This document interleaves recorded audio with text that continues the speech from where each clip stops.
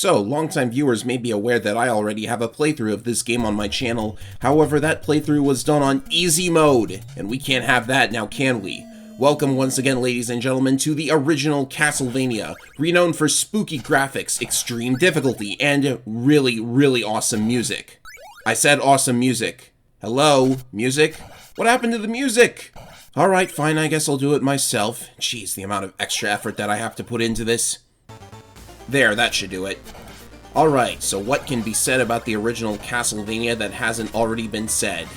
Probably not a lot, but I'm going to say it all again anyways, because going back and playing the original after so long was actually pretty enjoyable. I actually didn't play Castlevania 1 for the first time until way later after it came out. I was introduced to the series by that infamous Angry Video Game Nerd Castlevania 2 video, so yeah, I somehow missed this series for the longest time. But I've been replaying some of the Metroidvanias and I thought, hey, I should go back and play Castlevania 1. I'm sure with my current skill level I could clear it relatively quickly without a bunch of deaths that I have to edit out. And I did have to edit out deaths in this video. I mean, that's inevitable. This is Castlevania we're talking about. The game that punishes you severely for making a mistake. If there's one really serious flaw with this game, then it's probably either the excessive knockback or the punishment for dying is actually really severe because you lose your sub-weapon, you lose all your hearts, and you do go back to a checkpoint rather than the beginning of the level, but it's actually almost better to just go back to the beginning of the level because at least you could build up your hearts and your sub-weapon again. And remember, this was before Rondo of Blood started a trend of Castlevania games taking it easy on the player, so picking up a sub-weapon will cause your previous sub-weapon to be overwritten completely. You lose your double shot if you had it, and you can't pick up your old sub-weapon, so if you whip a candle and you pick up that stupid knife that nobody uses, then you just lose the far superior holy water. This is actually one of the first times that I've ever gotten to the first boss with holy water instead of the throwing axe. So I'm going to show you how to destroy the bosses in this game. They just get frozen by the holy water, and then you just have to keep throwing it. If you've got a double shot, then you can just keep the freeze effect going longer and longer. Also, the regular music is back. I don't know what caused it to go away in the first place. Maybe there was a bug with the demo that plays if you linger on the title screen for too long. Anyways, that was the first stage cleared rather quickly. Castlevania is a really difficult game. There's no lie in that statement. However, I think it's a very learnable game. There are sections of this game where if you know what you're doing, then you can actually get through them pretty consistently. Of course, there are still sections of the game that only go well if the enemies feel like playing nice, so no game is perfect, I suppose. And you have moments like this where sometimes a power-up will drop in a place that you can't really get to it and you have to just watch helplessly as it vanishes. Items actually vanish really quickly after dropping. It's really strange. In any case, if you know Simon's movements well and learn each of the 6 stages, you can in fact clear them on normal mode fairly consistently. This is a difficult game, but it's also, for the most part, a fair challenge. One of the reasons that I played on easy mode all those years ago is that easy mode actually causes you to not get knocked back when you take a hit. This option was not available in the English release of the game, so naturally Japan was being mean to us, as they often would. One of the reasons that's a really nice feature to have is that areas like this are all too common throughout Classicvania. These flying Medusa heads that nobody likes, and if you touch one, you're probably getting hit into one of those bottomless pits and dying, even though there was presumably space to land on just one screen below. I mean, does Simon take that much fall damage? It's really strange. Not going to pick up that stopwatch sub-weapon. The stopwatch is one of the more useful sub-weapons, but it consumes a lot of hearts in order to stop time for a couple of seconds. Only one boss in the game is vulnerable to it, and it's the boss of this very stage.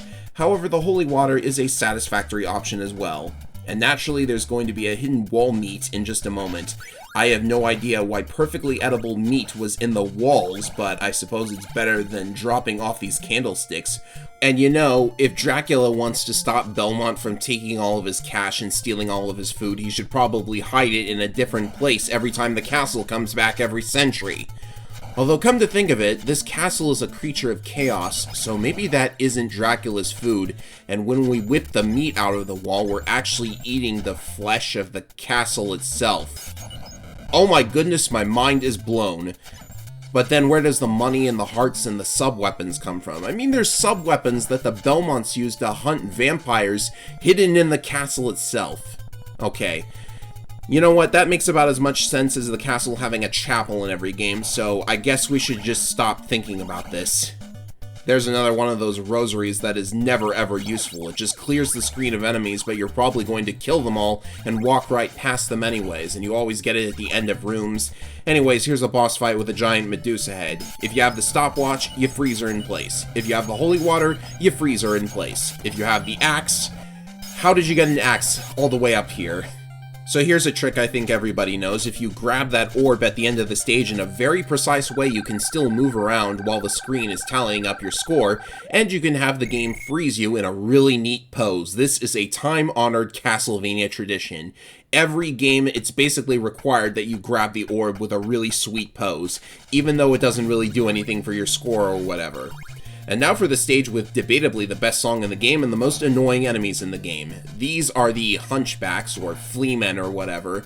Basically, you want to predict where they're going to land and then whip them before they can cause much harm. And the skeletons, oddly enough, despite being one of the weakest enemies in Dracula's army, is actually really annoying in this stage because there are a lot of staircases here. Stairs are the worst place to be when enemies are surrounding you like this. Seriously, there was the crow, the skeleton, and the ghost, and I probably should have gotten rid of the ghost before. Yep. So as I stated, if you lose a life, you lose your sub-weapon, all of your hearts, and you have to get the whip upgrades yet again. In this case, it's not so much of a big deal because the holy water is right there at the beginning of the stage, but I do have to deal with the fleamen without the extended whip that comes with the second upgrade. I am very thankful that Rondo of Blood not only got rid of the whip upgrades and just gives you the strongest whip from the start, it also lets you pick up your old sub-weapon whenever you get a new one, and maybe you didn't like the old one, but it still manages to find some ways to mess with you by tossing your old sub-weapon down a cliff or something. Anyways, this stage really likes the holy water. No wonder they gave it to you. It can be used in a number of ways, either by setting a trap for the enemy with a little flame or just by tossing it downstairs so you don't have to deal with the enemies by jumping down there and whipping them. And of course, stairs are one of the most annoying things in the game, so I'm lucky that I can use the holy water to take out that enemy without having to jump down and whip. Because there's no way you would go down the stairs normally. You're just vulnerable while you are on the stairs for no reason. And unfortunately, Castlevania 3 really loves stairs. There are so many more staircases in that game, and I cannot fathom why. So in this screen, you basically just have to walk to the right. The Medusa heads pass under you very safely, although that skeleton might get lucky and throw a bone at you. Speaking of oddly bone-themed enemies, which there are a lot of in this game for some reason, we have the Bone Pillar. Now you can whip those fireballs out of the air, but the flask of holy water can't destroy them. Only the flame that the holy water leaves behind will destroy them, so you can set those in order to guard yourself from the fireballs as you whip the Bone Pillar, and I have no idea why that Roman numeral just dropped through the floor like that. There was like a 1 pixel wide gap, I guess. That's a really weird thing to program in, but okay. In this next area, the best way to handle these crows is to destroy them before they get any funny ideas about destroying you. The holy water is great for that because they can actually damage the crows on contact. And as we get past this Bone Pillar, this one I have to... Oh no, actually the holy water has a really weird hitbox and can reach high up. That's very strange. And there we see that I made the mistake of trying to throw holy water at the flame to get rid of it. But I was able to whip it just in time. And now we have to make a couple of very precise jumps. This game also has a couple of annoying edge jumps, like in a Mega Man game, but they're not as problematic as in Mega Man. You just have to inch closer and closer to the edge and then jump for it. Now then, the boss of this stage is a pair of mummies, and there is a meat in that block if you need to heal, but you don't have to get it straight away. In fact, leaving it there means you have another platform to work with, but that's going to be okay. I can just hit these guys over and over again with holy water, and if you do get hit by one of the mummies, then you can actually get past them onto the other side, and that's advantageous because then you have a chance of whipping two at once.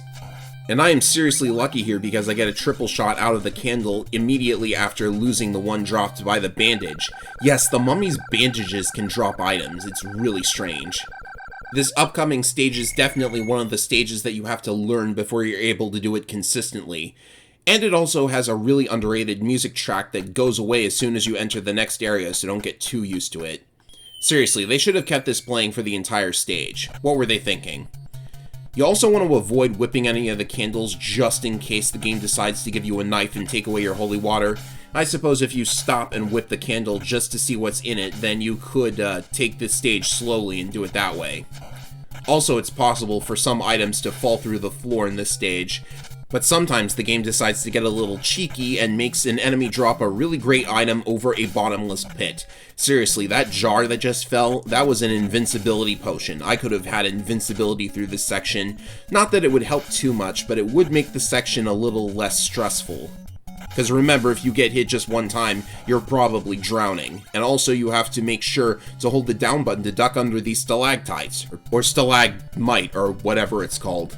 Anyway, you better hold down the entire time the raft is passing under the stalag whatever, because if you let go of the down button, you can actually get stuck in between the little spikes. This area is also very infamous for having a flood of fleamen, but as long as you control the number of them that are on screen at any given time, it's actually really easy. As soon as the fleaman lands, whip it, and if one of them shows up behind you, toss a holy water, they'll basically just run straight into the flame. And these are actually really lucky drops. I'm getting a lot of big hearts. Also, that bone dragon, as it's called, you just walk past it.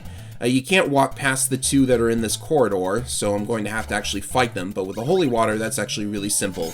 They drop a lot of hearts, however, be careful when you kill them, or most of their loot might just fall off screen like that. Seriously. I'm not touching any of these candles, by the way, because if one of them has a knife and I lose my holy water at this stage, I'm going to be so upset. The next boss is Frankenstein's creature. Apparently they specifically refer to it as a creature and not a monster, but you can freeze him with a holy water as well, and that basically takes the entire wind out of this boss battle. Normally one of the more annoying fights because that little fleaman just flies around the screen while shooting at you. Also, you can in fact whip open that block from the other side of the screen. I always thought that was cool. I actually discovered it just a little bit prior to the recording of this run, so there you go. Now for Stage 5, which has, in my opinion, the best song in the game. At least I'll get to listen to it here. Unlike in my Aria of Sorrow stream where I failed to make it to the part where this song plays. Sad day for me. This stage actually dials back on the bottomless pits. There are none in this level at all. And the enemies are also learnable. It's mostly skeletons and fleamen, but if you have the holy water and the right reflexes, then you can actually learn how to deal with all of this. Of course, if you die and lose the holy water, then this will be a lot more difficult because you will also lose your whip upgrades. Yeah, methinks death is just a little bit too punishing in this game. The stage itself is fairly okay, however, the boss is another story. I think this stage's boss is way unfair. The other bosses can be beaten fairly easily without sub-weapons, if you know what you're doing, of course. But this boss in particular, without the holy water sub-weapon to basically cheese the entire fight, yeah, the scythes that spawn around him are too random. I'm talking about the boss way before I'm actually there, of course, but the boss is going to go by really quickly, so I should talk about him now. The scythes that he spawns are way too random, and it's way too difficult to avoid them. And, you actually wind up relying a little bit on luck in order to beat him without the holy water. So it's a good thing I have it, and I do not die in this stage, so I keep it all the way through to the end. And now we have axe armors. This one is actually kind of weird because he's kind of off screen, but you can even see him appear on the right side. Anyways, you just have to get him into the corner, and then you can just walk straight past him. Avoid picking up that throwing axe, you don't need it. The holy water is superior for this stage. And as we move on with the remainder of the stage, I should point out that there is a hidden Roman numeral in the wall at the top of the screen. At least I think it is. I usually have a triple shot by the time I'm here anyways, so it might just be a big heart. Speaking of big hearts, it's exceedingly lucky that this axe armor decided to drop one, essentially refunding my sub-weapon ammo. The holy water is going to be putting in extra work in the remainder of the stage. They're really good against the axe armors. It's hilarious to think that axe armors were actually a late-game enemy in the original Castlevania, whereas in the modern Castlevania as well, relatively modern anyways, there hasn't been one for a very long time, axe armors were a very early-game generic enemy, at least until they start appearing later on. And this blood skeleton, Seriously annoying. You basically just have to wait for him to walk away from the stairs. And you know what's interesting is, this game actually considers the room I was just in to be stage 14, and after I pass through this door, I am on stage 15. I think that stage indicator really just indicates where you will go if you lose a life and get sent back to a checkpoint. It's a checkpoint indicator rather than a stage indicator. Traditionally, fans refer to each stage as the area separated by each of the bosses. Which is weird because if you game over to Dracula, you actually get sent back to the beginning of the Dracula fight, so maybe that counts as stage 7 and stage 6 just doesn't have a boss? You know what, never mind, I'm just filling dead air. So this hallway that we're in is actually one of the more infamous areas for having not only the axe armors that throw their axes at you, but flying Medusa heads as well.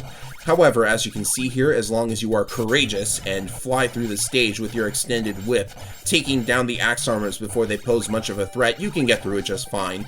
Of course, I might have also been lucky that the axe armors weren't throwing their axes low, because then I would be in trouble, I think. And then we have the boss. As far as you know, I'm just going to toss this holy water at the place he spawns at and destroy him that way. Yeah, this guy may be the embodiment of death itself, but I've got holy water, so I win. Of course, without the holy water, he's even harder than Dracula. Mostly. But yeah, we're on to the final stage now. And this is where the game really bears its fangs. Like a vampire bears its fangs. No, seriously, this bridge that we have to go across has numerous copies of the level 1 boss flying at you throughout it, and unfortunately, the movements of these enemies is complete RNG as far as I'm aware. Maybe there's a way to manipulate their movements, but I haven't found it. The best way I've found to deal with this is to use the holy water to stop them from moving. That'll stop them from getting above the ground, where their hitbox can actually collide with you as you're walking across. Seriously, this is one of the worst sections of the game, and if you die, you lose your holy water, so that's not even an option for you anymore. But even worse than that are the upcoming screens. First and foremost, Harmony of Despair players, please do not fall down that column. There is nothing down there but a bottomless pit. There is no door that you can open to allow other players to come up and help you, which would actually be a very nice help because this area here, it spams enemies. There are so many of those birds bringing in those flea men, and they just hop around endlessly. It's near impossible to get through this consistently. I do not know what I'm supposed to do here. The most obvious path is actually the wrong one because that will just lead you to colliding with a flea man and then falling through the staircase somehow. So the best way I've found to handle this is to basically just tough it out. Don't stand anywhere where a hit would knock you into a pit, and do not drop down immediately upon entering the bottom part of the screen, otherwise a flea man is guaranteed to hit you and knock you down.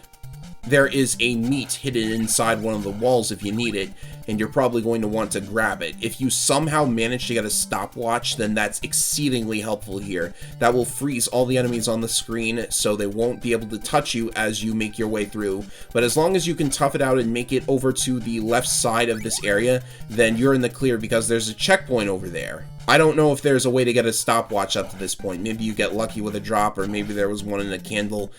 But I also wanted to keep my holy water because that can be helpful too. It basically lets you set a mine wherever you want, so that the flea men can run into it.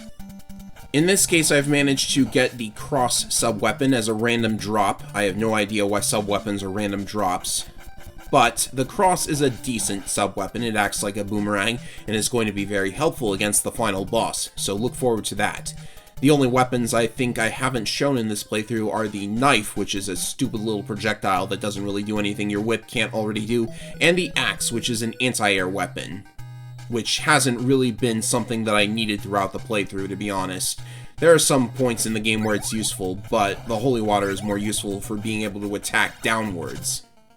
And now that we are in the final area of the game, I will take this last opportunity to mention a mechanic that I haven't spoken of until this point. It seems that the Roman numerals actually drop from the candles if you destroy enough candles with your sub-weapon itself, which is similar to a mechanic used later in the series for leveling up sub-weapons. In this case, I'm going to take advantage of the fact that the candles respawn if you go off-screen to make as many of them appear as I can and stock up on hearts and Roman numerals in preparation for the final boss. If you lose a life to the final boss, then that's okay. You can actually just redo this entire farm, even though it will take a couple of minutes to do.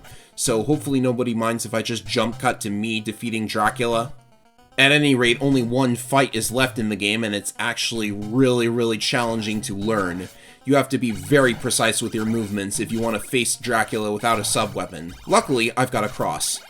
The cross is way more useful than the holy water. Everybody uses the holy water in this fight exclusively for the second phase. However, the first phase is really long, and I like using the cross to save myself just a little bit of time. The standard pattern for this fight is to jump at Dracula's head and whip him while leaping over those fireballs that he throws. The direction of the fireballs will be determined by the angle between you and him. So you want to stand a fair distance away from him and then just jump so that you leap over the fireballs and whip him in the head. If you are directly next to him, then you can jump before he throws the fireballs, and then hopefully he will shoot the fireballs upwards while you duck down after whipping him. And the cross is very useful because it can hit him from all the way across the screen, and if you just throw a cross or two at random, it can usually hit him in the head if he teleports into them. So that saves you a little bit of time, and you also want to use the crosses to hit him from all the way across the side of the screen when you are dealing the last hit to him. It's very advantageous to hit him when he's on the far side of the screen for that last hit, because when he transforms into his second phase, hoo boy. The second phase is really difficult to deal with because you have to hit him in the head, you can't hit him in the legs. The reason people use the holy water here is because that will stick him in place by hitting him in the legs, but you have to constantly whip him in the face while the holy water is doing its job. And I have no idea how I managed to slide under him like that. That was exceedingly lucky. I've never done that. If he manages to trap you on one side of the screen, then you have to hope for the super jump instead of the regular jump, because that's basically the only way you're getting underneath him. A really difficult fight, but it can be learned, and the cross is really useful because you can get multiple hits on the head when the cross is coming back to you after reaching the side of the screen. So that is Dracula defeated, and the first ever Castlevania comes to a close. And may I simply say, in honor of this game's legacy, Simon Belmont forever! Alright, maybe that was just a little bit lame, but that's not my quote. That is from another Castlevania game, if you can believe it. Well, ladies and gentlemen, that is the ending of Castlevania 1, a game with a legacy spanning multiple decades, a game that started a franchise that I am enjoying well into the modern era. And it is a very fun game to go back and play as long as you learn how it works. You definitely have to put effort into this game in order to be rewarded for it, but it is very rewarding. Not sure if I'm going to continue with the rest of the Classicvania games after this. Simon's Quest is very grindy, and Castlevania 3 is even more difficult than this, so I would have to learn it. I didn't play a lot of Castlevania 3 back in the day. But, as usual, I'm Ephraim225, and I'll see you next time for whatever I decide to go with. Later, everyone!